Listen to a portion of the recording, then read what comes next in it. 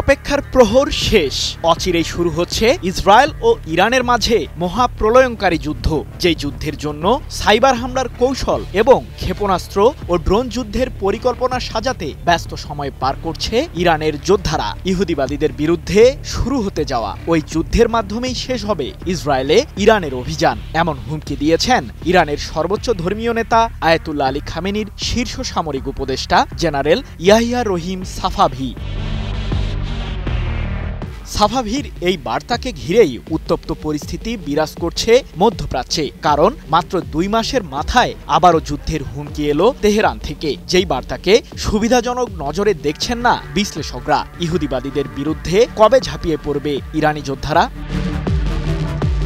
মধ্যপ্রাচ্যের আকাশে যুদ্ধের ঘনঘটা। ইরানের সর্বোচ্চ প্রতিরক্ষা বাহিনী আইআরজিসির পরবর্তী অপারেশনের তালিকায় ইসরায়েলকে ধ্বংস করার পরিকল্পনা, যার প্রধান টার্গেট ইহুদিবাদী দেশটির প্রধানমন্ত্রী বেনিয়ামিন নেতানিয়াহু। অঞ্চল জুড়ে গণহত্যা ও আগ্রাসনের মূল কারিগর এই নেতানিয়াহু, যার বিরুদ্ধে রয়েছে আন্তর্জাতিক অপরাধ আদালতের গ্রেপ্তারি পরোয়ানা।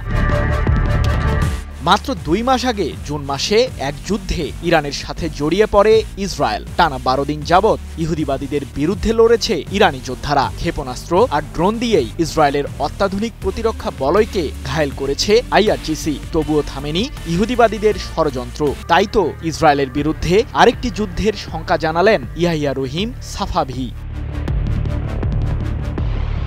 ইরানের সর্বোচ্চ ধর্মীয় নেতার এই শীর্ষ সামরিক উপদেষ্টা বলেন, আমরা যুদ্ধবিরতিতে নেই, যুদ্ধের একটি পর্যায়ে আছি। যুক্তরাষ্ট্র ও ইসরায়েলের সাথে আমাদের কোনো প্রোটোকল, নিয়ন্ত্রণ কিংবা চুক্তি হয়নি। তাই আমি মনে করছি আরেকটি যুদ্ধ আসন্ন, তারপরে আর কোনো যুদ্ধ নাও হতে পারে। সাফাভির বরাতে 18 আগস্ট বিষয়টি নিশ্চিত করেছে লন্ডন ভিত্তিক সংবাদ মাধ্যম ইরান ইন্টারন্যাশনাল।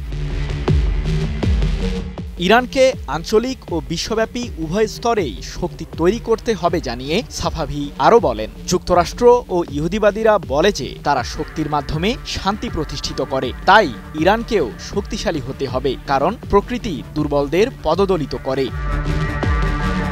সব মশার বিরুদ্ধে সুরক্ষা দিতে এলো বসুন্ধরা এক্সট্রিম অ্যারোসল, মশার বিরুদ্ধে এক্সট্রিম সুরক্ষা। এ সময় ইরানের এই সামরিক উপদেষ্টা দেশটির যুদ্ধ কৌশলের রূপরেখা তুলে ধরে বলেন, আমাদের কূটনৈতিক, মিডিয়া, ক্ষেপণাস্ত্র, ড্রোন এবং সাইবার আক্রমণের কৌশলকে শক্তিশালী করতে হবে।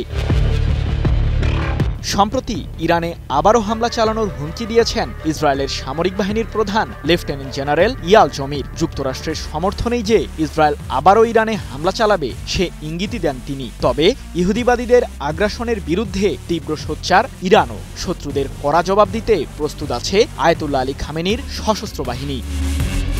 বিশ্লেষকরা বলছেন, দুই পক্ষের এমন সামরিক উত্তেজনা মধ্যপ্রাচ্য পরিস্থিতিকে আবারও যুদ্ধের দিকেই ঠেলে দিতে পারে, যার ফলে অঞ্চল জুড়ে অচলাবস্থা সৃষ্টি হবে বলেও শঙ্কা তাদের। সৃজন মাহমুদ, নিউজ 24।